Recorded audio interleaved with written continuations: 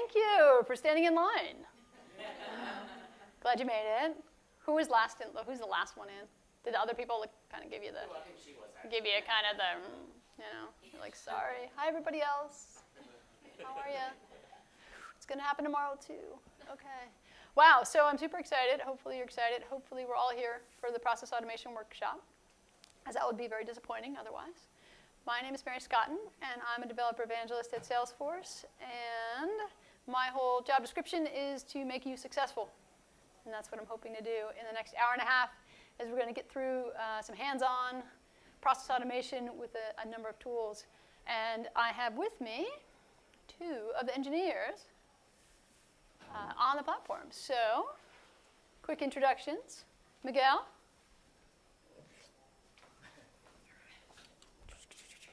I don't know. Turn the thing on, man. No idea either. Let's see. Yeah, here it's on. Is it on? No. It was. Hello. It is. All right. My name is Miguel Canizares. I'm a tech lead for the Process Builder team, and I've collaborated in the past in some other of our tools, Process Flow, and workflow approvals, and all that good stuff. All right. And we also have. Hi guys, my name is Jason David, and I am a quality engineer. That's not what it says on there, but I'm a quality engineer on the process flow. This is what it says on your Google thingamajigger. Let's not talk about that real quick. But yeah, I'm a quality engineer on the process flow team. Hope you guys are ready to enjoy Process Builder. Yeah. We have some other green shirts in the back, so let's talk about it. Tell us who you are. Hey everyone, my name is AC. I am an App Cloud Solutions Engineer, so I'm on the pre-sale side of the house. So I sell what these guys make. All right. Hey everybody, I'm Chris. Raise your hand, I'll fix whatever's breaking on these systems. I am also an App Cloud Solution Engineer, which is a super fluffy title. I'm a giant nerd. They bring me around to people like you, and then I talk nerdy with you guys, and then the salespeople get all happy with your people, and it's fun. So, what's up? All right. Hi, I'm Sam. I write the doc for the process tools. Yeah. All right. Well, thank you. So, and we have, it seems like a lot of folks, but when we get to do the hands-on, everybody's kind of on their own. And so if you need help and you get stuck somewhere, just raise your hand and we'll get going. So, has anybody seen this? All right. I may not make any forward-looking statements, but if either of these gentlemen do, please do not make any purchasing decisions based on whatever they say. All right. All right. So, what are we going to do for the next hour and a half? Hey, wait a minute. I don't need this because I have this. I got it. Got it. All right. Can you hear me now? Hello, hello. All right. So, what are we going to build? So, before we actually talk about the how, I want to talk about what we're going to build. And it's something that I'm actually trying to do in real life. So I wrote this workbook for myself. And if you can solve some of these problems and then some more, that would be great for me. Okay. And it's this, that I am running these Girl Develop It classes that Salesforce, as you heard this morning, is partnering with Girl Develop It to teach classes across all of their 54 chapters. And so I currently have this Google Doc, and it has like the class description, and then I call people and I say when, or send emails, can you do this class? When are we going to do it? There's a meetup invite. So a lot of emails go out, prep email, a lot of stuff has to happen. So what if I can manage all of that in a database that was in the cloud, right? So it's a little challenge I have for myself, but some of the kind of high-level requirements are that the chapter leader, imagine that's me, and you, has to manage the instructors, and then there's teaching assistants. So I'm the instructor, for example, and here are my teaching assistants, right? So this is kind of what a Girl Develop It class would be set up like. And then there's just different interactions you have to have with those folks. And the instructors are volunteers, so you want to maybe use the thanks badge. Have you seen that in the platform? So it's part of work.com, and we use it on the success community, and we also use it internally at Salesforce, where you can be like, thanks, Miguel, for helping me out, man. That was great. And you're like, wow. And it makes me feel good. It makes him feel good. But then it also stays on his profile. And so, at review time, you'd be like, how many people think you're awesome? And kind of how many things did you do that got somebody to go out of their way to send you a badge, right? And you can also make your own badges, which is super fun. So that's one of the things we're going to do. So what I want to do is kind of demo what the end result is going to be. And then we're going to talk about it a little bit. So let's see. You got to bump out of here. All right. So everybody's going to be working in their own developer edition org, which we'll set up in a little bit.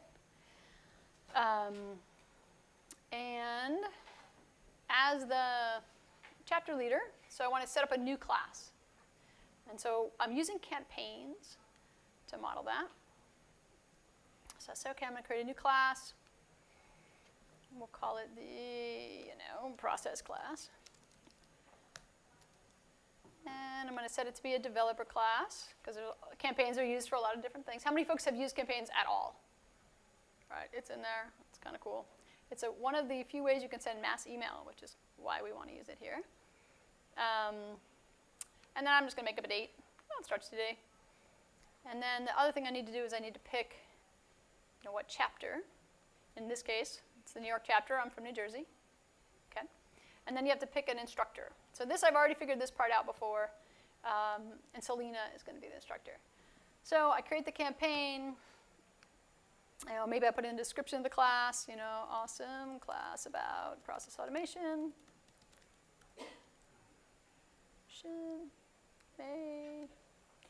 Exactly. And I hit save. So once I create a new class session, right? Okay, we're going to have this class on this date. A couple things need to happen. If I take a look at,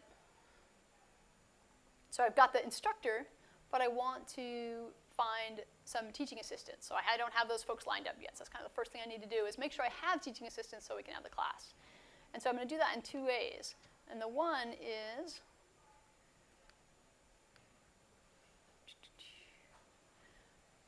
I'm going to put a help wanted. So then when I save that campaign, it posted to Chatter and said, hey, help wanted. I'm looking for teaching assistant volunteers for the process class taught by Selena on this date. Email me if you're interested. So again, that was something I was doing manually before, but now the system's doing it for me. The other thing that's happening is, that's for folks who are in my organization. I also went to look and see, where'd they go? They didn't come. There should be some people in the campaign members if there are some contacts who have to do with the account. I have to say it was working. Yeah, so Jess and Shanice and Selena should actually end up as chapter members. Hopefully that will happen when you go through the workbook. All right. I'm guessing, right? We're going to check that out when you're doing your first step. So those two things happened when I saved it. And then I go back to the campaign. When the class is over, I'm going to set the status to complete with the little clicky. And once I do that, remember I wanted to thank the instructor. So now if we go look at the feed, hopefully, there's a, hey, Selena, you are awesome. So again, something I would have done manually. Maybe it doesn't take a lot of time, but 54 chapters, dozens of classes in each year, in each chapter, it starts to add up. And so for me, everything that we do with process automation is about removing that manual step to help people save time, but also so that it's more accurate, so I don't make a typo like I just did, and the class name and the time and all that stuff gets put in there correctly. So what tools do you think that I used to make those three actions happen? All right, I posted to Chatter. I theoretically grabbed some contacts and created campaign members from them, and I posted a thanks badge. Is that just because the process builder team is in the room? Is that what you think? All right, okay, that's a good guess. Any other guesses? Could I do this all in Apex? How many of you would do this all in Apex? Come on. You know you would, right? Yeah, okay. You could. I'm also using Flow. How many folks have used Flow? Boo, boo, boo. Okay, a little Flow, not a lot, all right? Just a couple. So you can help your friends when we look through that step. So the piece, so there is a piece that we get into Flow, because Flow is essentially declarative programming. And so there's a lot you can do with that product. So,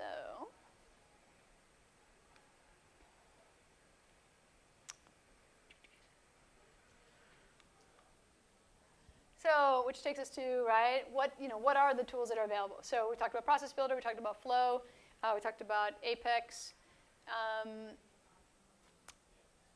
the history of kind of process automation tools on the platform. We started with workflow rules, had 4 actions. Those actions now are available in Process Builder, with the exception of outbound messages. Which I have heard a lot of today. Oh, people are concerned about that. We're like, nobody's using that, that stuff, soap, whatever. I think we may have to rethink that. Okay, it's good to know, right? And then how many folks are familiar with approvals? Right, I love approvals. Definitely, when I think about the work that's being replaced by approvals of, I was going to print this out and then I'll fax it to you and then you'll sign it and fax it back to me. Hopefully that's not happening ever in the world. Probably is. All right. Healthcare. There you go. All right. So we have that suite of process automation tools are available, and then we also can bridge into Apex. So with Apex classes, you can create invocable methods, which are called through the REST API, and thus can be called from Process Builder and Flow. And so you can encapsulate some logic that you can only do with code, but then call it from Process Builder or Flow, which is super handy. Right? Because you're still keeping everything in one place. When you talk to the business, you're saying, like, here's the process, here's how it all works. Oh, and in this spot, something happens. You don't need to know, right? It's like details. So that's where, I definitely see Apex coming in. So we'll just talk real high level about each one. If you're not familiar with Process Builder, it's very visual. It's very easy to look at with the business and kind of say, is this how it works, right? Tell me what you need. What are the actions that should fire, if this thing is true? And it was designed to be kind of a more visual way to do the workflow rules and designed for admins, but it's also really powerful for developers. A lot of, I don't say boilerplate, but a lot of really, straightforward actions can be taken and kind of, one of the things. So how many folks in here write Apex code? How many folks in here write Apex test classes? Yeah. Process Builder, no test class. Doesn't mean you shouldn't test it. Okay, so there's a very strong difference there. It's still important to test it, as you can see. With mine, that didn't work. We'll work on that. All right, but it's got a lot of functionality, and if you caught Shelley's session this morning, a lot more coming in summer, which we'll talk about later. And then Flow. So we have a couple people have seen Flow. Flow is essentially declarative programming. It's, hey, I'm going to do a lookup. I'm going to do some processing. I have all of these decisions that I can make. I have branching logic, looping, and all these variables I can pass around, and a lot of work I can do, and I can act on any record. So one of the things about Process Builder is being triggered from a single record, and it can act on itself and some related things, right? Whereas in Flow, you can do whatever you want. You're kind of above that. And then again, same rule. You should test it, but you don't need to write a test class. Invocable methods are there, though, if you need the full power of Apex. And with the invocable method annotation, you can expose the variables and the methods that you want the Process Builder or Flow to be able to access. So from Process Builder, you're basically passing in, hey, it's, for example, this campaign ID is the one that I'm working on, or this account ID is the one that I'm working on, or this instructor ID is the one I'm working on. Please go do this thing for me. All right, so and then in this one, yes, test classes, which are not in the workbook. But I will tell you where to find them if you want to try this at home. All right, and so I'm going to give a little bit more detail about the use case, and then we're going to jump in. Okay, any question before we start about just the tools in general or kind of what they can each do before we just like totally into hands-on? Good, yeah? All right. So, again, you're going to manage these instructors and the teaching assistants, and we're going to go through those three actions, right? So for when you create a new class, we're going to post to the chatter group to recruit teaching assistants, and we're also going to go and get folks from that local chapter and create campaign members in preparation for emailing them through the campaign functionality. And then when the class ends and is completed, then we're going to thank the instructors. Just those three things are in the workbook, and there's some extra credit at the end. And like I said, there's definitely more to build. If you run out of all those things, I got a lot of other requirements, so let me know. And the data model is simple. We are using all standard objects. But like it often happens, how many folks work for nonprofits? All right, so often in nonprofit land, you end up using standard objects for things that aren't their name. And so, the account is going to be the chapter, right? The context are where we're going to keep our teaching assistants, which are members of the chapter, which is, I think a common use. And then the users are folks who work for our organization. Let's imagine it's Girl Develop It. And we're going to have the chapter leaders and the instructors will have user IDs. And then we're going to use campaigns to track the session. So each time we have a class session, we'll create a campaign and have what the date is, where it's going to be, and the description of the class. And then the members will have the members will be the teaching assistants, in this case, for the class. We could also use the member list to have the students as well. Again, future functionality, not for today. So all standard objects, but there is some data model setup that we need to do. So there's kind of a step 0 where you need to go in and create a field here, make some custom, or create some sample data just to kind of get us started before you jump into the first step. All right, so the end goal is to create these 3 actions that will trigger, and everything is going to be pulled together into Process Builder. So even that, so the Apex code's going to be called from Process Builder, Flow will also be called from Process Builder, and then the post to chatter will come out through there. All right. Since we have folks who are new to the different tools, I want to demo what it's like to walk around in them, because the workbook's pretty loose. It's like, go do this thing. Look at a picture, and it'll tell you what to do, right? It's not as instructional as some of our Trailhead steps are. So I want to just orient everybody to the tools. How many folks are using Lightning? That's the first step. Okay, so I have Lightning on. It is optional if you want to turn Lightning on, but if you do. So I'm going to be banging around in Lightning, and here, all your tabs are on the left. Navigation. Oh, we're going to switch it. All right. So if he hadn't said that, we're all just going to be like, whatever, Mary's talking to me. And, okay. There we go. Look at that. Here we are. So what was happening? Oh, because I'm still in PowerPoint. Okay.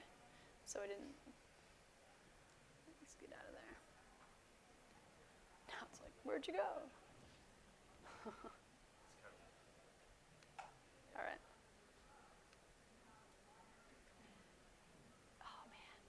Who's really, really warm? I am. Okay. Can we open that door?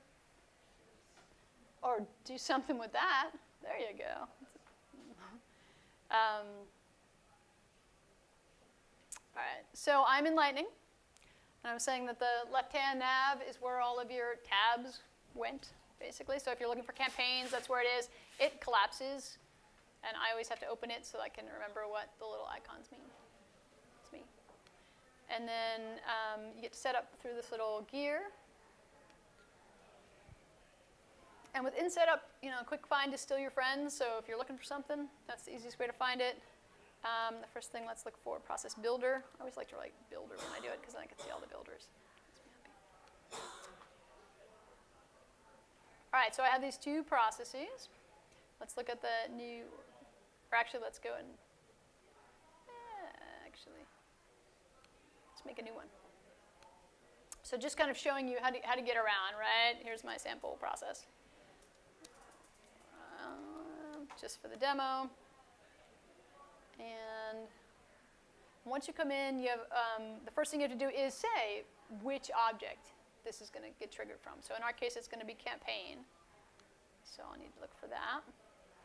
And then you do have an option, only when the record created or when the record's created and edited. So think about that one when you're doing your work. All right. And then,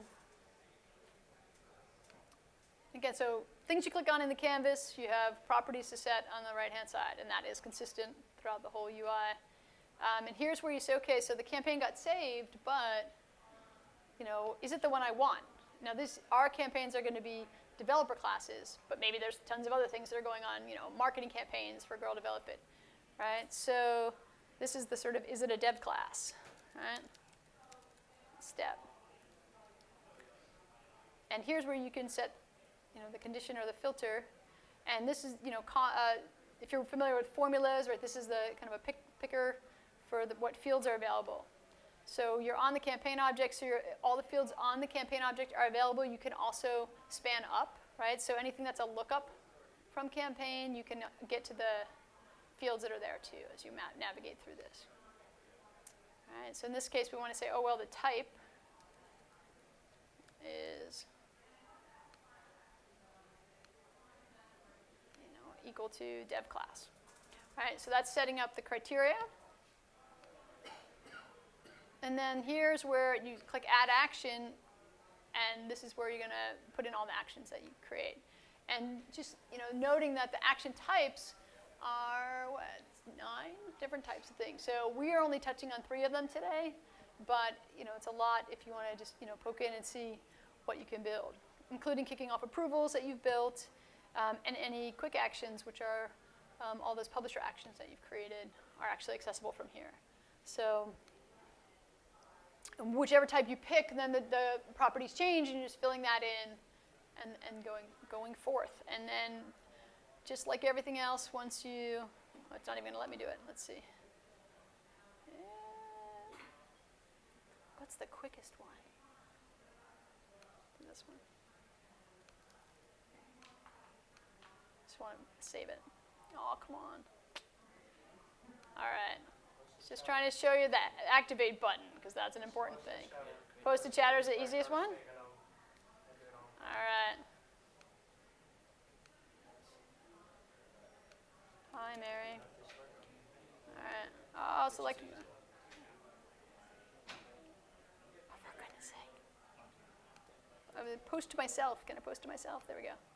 All right. I did all of that just so I can show you the blue button that says activate. All right, how many folks have created either a workflow rule or a validation rule or a process or a flow and not activated it? Okay, that is the first thing to check if you're having trouble. All right, so that's Process Builder. We go back to Setup, and we can look for Flow.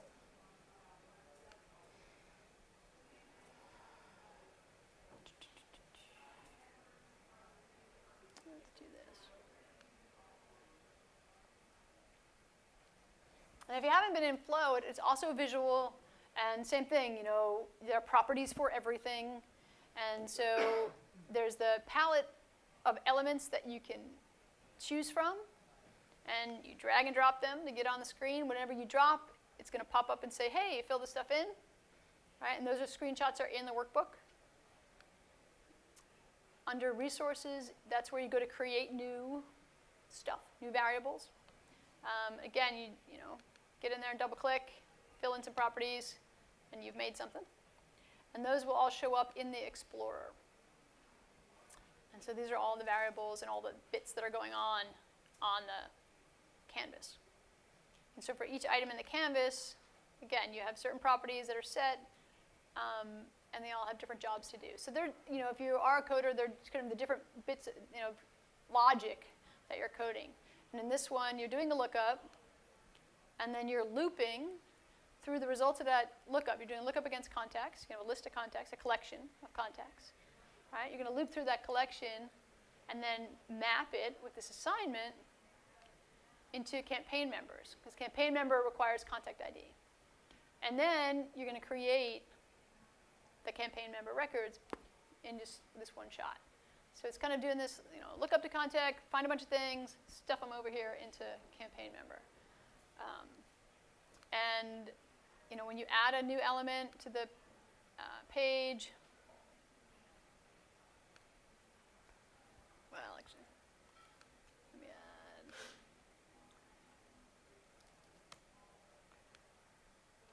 If you want to connect it, you grab the bottom little diamond and drag and drop. So that's how you tell Flow, this is the order that I want you to do things in.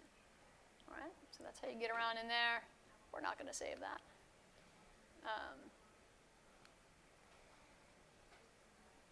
And then if you aren't familiar with Apex, creating the Apex class can either be done in the developer console, which is up here on the gear. This is the Apex class, but you'll be doing File New, Apex class, copy paste, hit save. All right. So even if you're like, wait, I don't know Apex, you can do this. I have confidence. And so you can also do that through here. All right. Apex classes are listed here in Setup, and the editor is there as well. So there's just more, just right in the Setup page, or not. I mean, okay. All right. So you can also create a new class through this editor, whichever one you're more comfortable in. So let's see. And again, we have tons of helpers. So if you get stuck in an area, then raise your hand or look a little bit lost, and we'll come by and say, so how's that coming along? And then this part usually takes the longest. Sign up your DE org. So I do this class a lot for people who don't know Salesforce at all, and this part definitely takes the longest, hopefully. This will go quicker. But everyone needs to go in and make a developer edition org first. And when I did it, I ended up with Spring 16. You might end up with Summer, and that will be exciting too. Depends on where they get spun up, I don't really know. But I always like to go to developer.salesforce.com and hit sign up. And then fill in that information, and you need to provide an email address that you can get to from these lovely laptops. And set your username to something you haven't used before. Go. This is your first task. You've already done it. Who's it? You're like way ahead. Oh. Can you use your existing one from Trailhead? Yes, you can. Yep. Yeah, I mean, if you've done something that, you're going to go in there and add some fields to campaign and stuff like that. So if you've done anything else, I don't want you to mess with anything else. But there isn't anything super special that happens. That we don't need any new functionality that was enabled. No, I don't think so. Right, because Process Builder and Flow have been around for a while. So.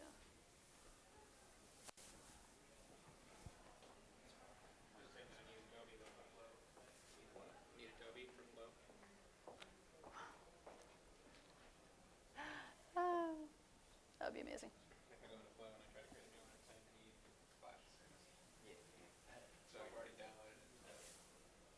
But these laptops were in the room. Will you open Flow for me and see what happens in your org? Or in your, so go into setup. Yeah, setup home.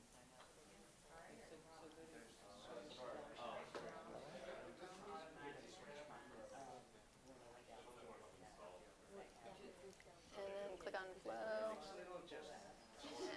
And new Flow. Just want to see if it'll launch. Yes. All right, so what I heard was use Chrome. But some of them don't have them installed, so they'll still need the admin password. Yeah. They don't have Chrome installed? You know what? I'm using my computer. Need Flash Player. Ah. So you installed Chrome when you just sat down? Did it ask you for a password? All right.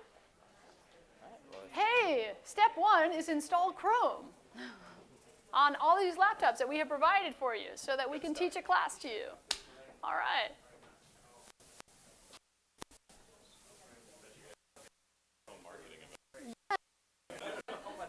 Chrome's amazing.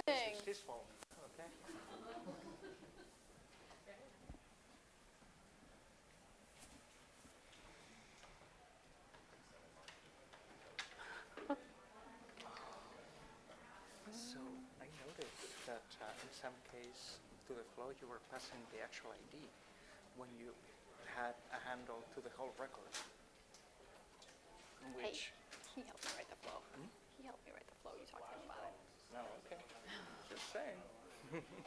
That's what I thought. I was like, well, don't I already have a collection of the I records I want? thought it was more just to showcase the fact Oh, that I'm you sure do it a is. chord. It is. It totally is.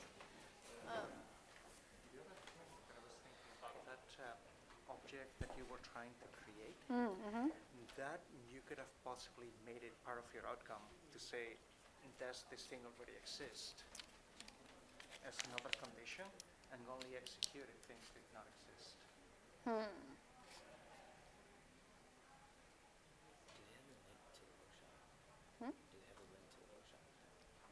No, not yet. All right, does everybody have a DE org? How are we doing? Everyone has Chrome? We ready to go? Don't be shy if you need help. Just raise your hand. Plenty of people. All right. All right, if you're ready, let's do it. So this is the bit.ly link to the workshop, or the workbook. It's in our Developer Force GitHub account, which hopefully you won't be able to change anything in. We'll see. So it's Salesforce Process TDX. So open that up.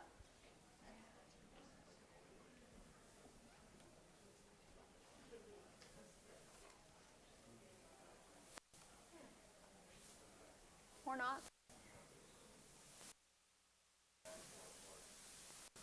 What's with the 404s? It's case sensitive? Okay. Salesforce, big P process, TDX.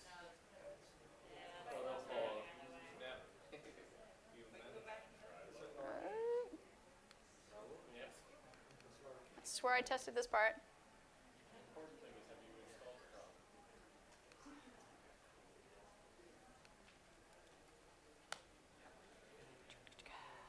What? Oh, man. Bitly. Oh, it's all ruined. Let's go home. Oh, you know why? I think I know why. Hang on a second. Yeah. Oh, because I changed the name of the file. Hang on a second. Hey now, yes it is. That's not important.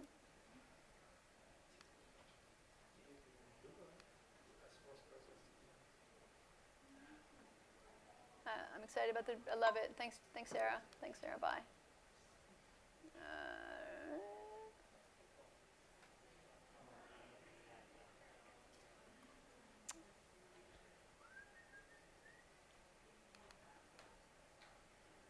Oh, you can't change the link? All right, hang on a second.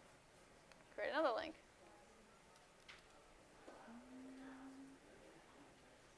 Oh, for goodness sake.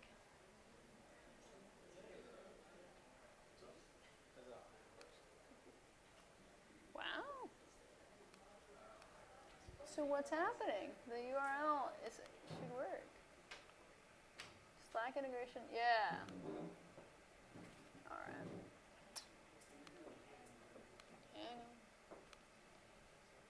So instead of this Slack integration guide, when you get to that URL, you want process TDX, MD. Does that make sense?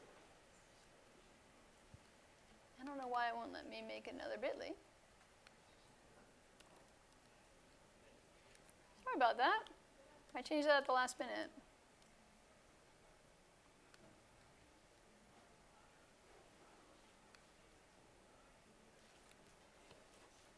So what should it be? It should be bit.ly/process TDX?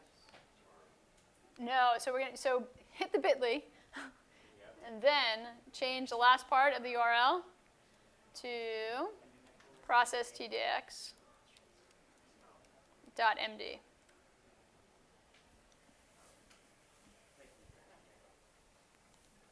Can you help people out? Make sure they can do it. Everybody's good there.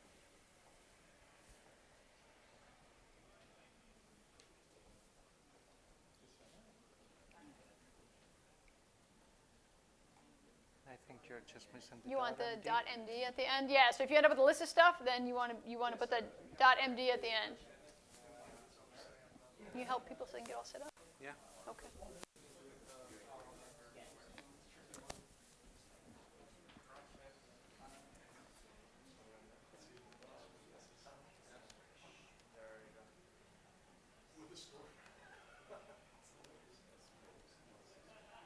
Oh my goodness. There's there's the whole thing, in case you're interested.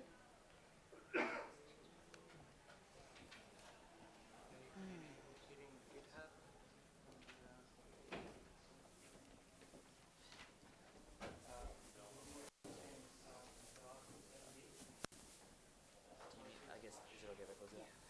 So yeah, go ahead. All right, so if you're in the workbook, then you can just get started. So we're not, we'll take a checkpoint at about 20 minutes and see how everybody's doing. But it is, it's hands-on, so you can do it at your own pace. Again, there's step 0 where you're going to do just some pre-work, and then you'll jump into Process Builder. So definitely, is there anybody who's still trying to get into the workbook? Yes, all right. So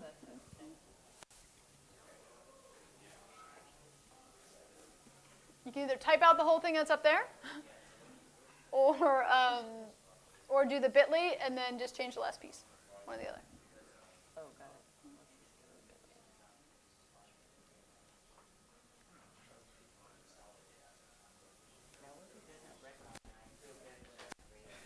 Can you guys make sure that everybody can get into the workbook? Sure. Okay. I think there's still people who aren't able to get in. So that's the URL on the bottom, and then if you go to the bit, basically just the last part of the bit.ly is wrong. So they need to change the last part to process TDX MD. Oh. All right. So there's one there.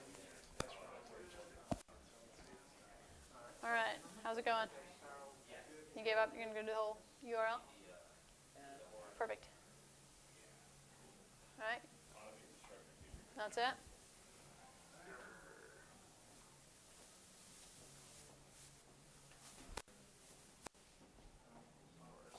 All right. Is anybody still getting into the workbook? So some people are still downloading Chrome as well, it looks like.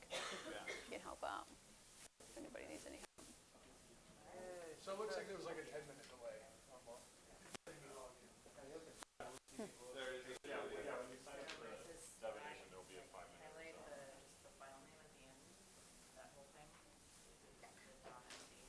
All right, so TDX uppercase. Uppercase? Yeah.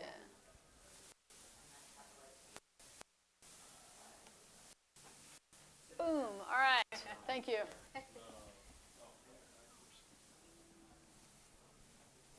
Sorry about that.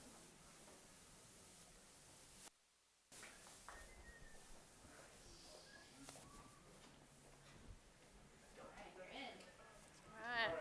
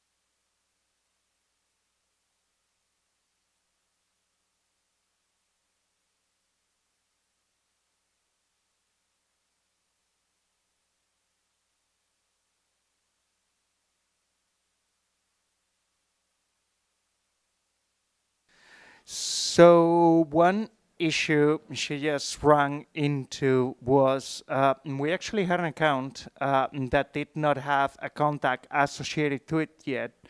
And there was a chatter post that was trying to do a reference that literally went account.contact.something else. So what's going to happen here is whenever you have a reference that reverses more than one level, one of the levels happens to be null, the process is going to fail in the same way that the formula would fail. That's a typical case. Workaround for this, one of the things that we could do better is fail a little bit more gracefully, give you a way of defining a fault mechanism for when that happens, so you know what happened. But the workaround here would be before you actually execute that chatter action, make sure that there is an instructor associated to your campaign within the outcome. So when you look at that outcome and when you say, when this becomes true, is if I have a class that is of this type, and if my class, this campaign, actually has an instructor associated to it. You cannot post to an instructor if there is no instructor, is what it comes down to. Does that make sense? We're always working to get better.